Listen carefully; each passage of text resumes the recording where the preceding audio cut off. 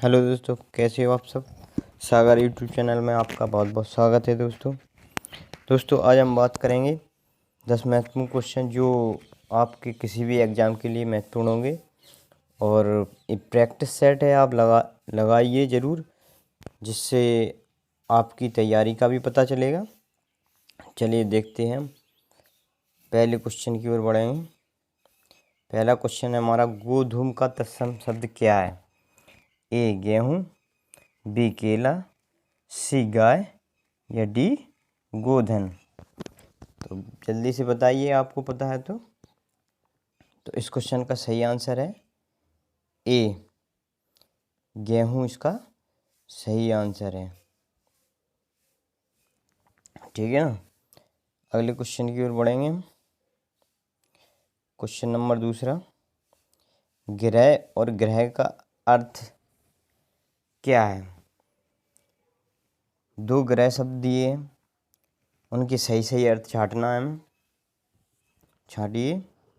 पहला ए निवास, कक्षा, बी नक्षत्र, मगरमच्छ, सी घर, नक्षत्र या डी घड़ियाल तारागण। तो इस क्वेश्चन का सही आंसर क्या होगा। इस क्वेश्चन का सही आंसर है हमारा सी जो कि सही आंसर है, घर नक्षत्र। इस क्वेश्चन का सही आंसर है, क्योंकि ग्रह और ग्रह का अर्थ, इस ग्रह का अर्थ होता है घर और इस ग्रह का अर्थ होता है नक्षत्र। चलिए क्वेश्चन नंबर 3 की ओर बढ़ेंगे। क्वेश्चन नंबर तीसरा, दो पर्वतों के बीच की भूमि क्या कहलाती है। ए उपत्यका, बी पहाड़, सी घाटी या डी वैसिन।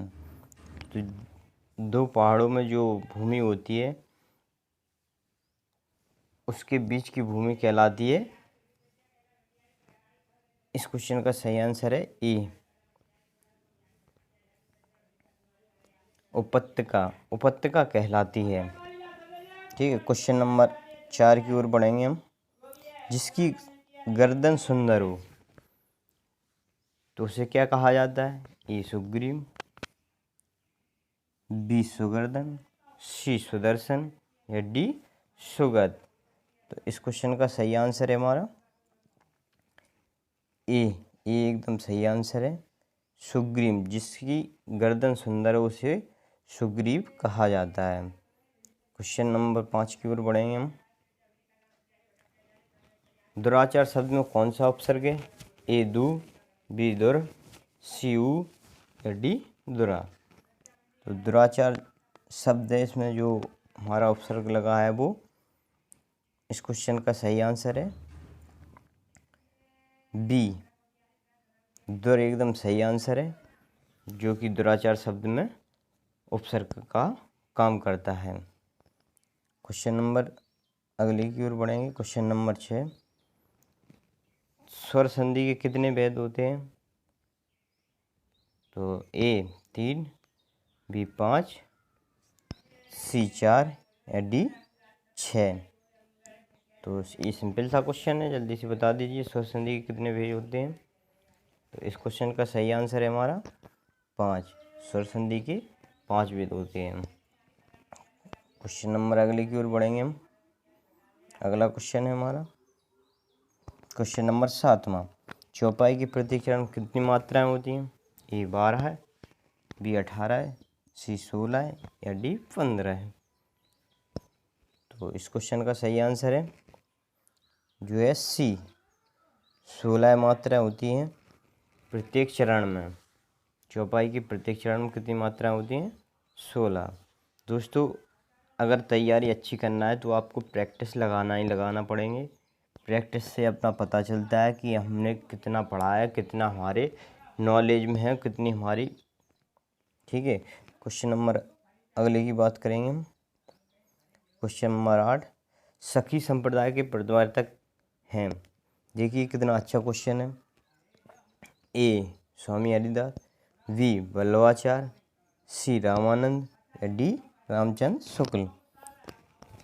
आपको पता है तो आप भी बता सकते हैं कमेंट बॉक्स में। ये आंसर है ए स्वामी हरिदास। स्वामी हरिदास इस क्वेश्चन का सही आंसर है। क्वेश्चन नंबर अगले की ओर बढ़ेंगे हम। छंद को कहा जाता है, छंद को क्या कहा जाता है? काव्य की आत्मा, ए। बी, काव्य की देह यानी शरीर, काव्य का आधार, या डी इनमें से कोई नहीं।